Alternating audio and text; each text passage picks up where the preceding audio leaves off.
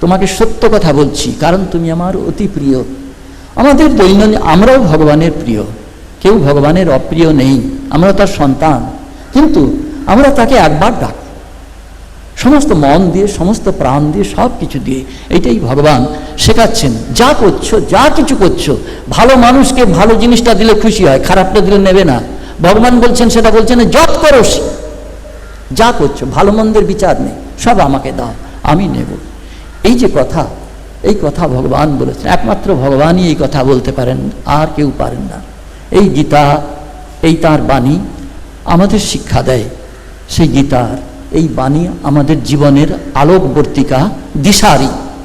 সেইভাবেই এই মানুষ চলবে এবং চলে কি হবে? শ্রেয় পরম অবাপসত, সেই পরম শ্রেয়কে লাভ করবে।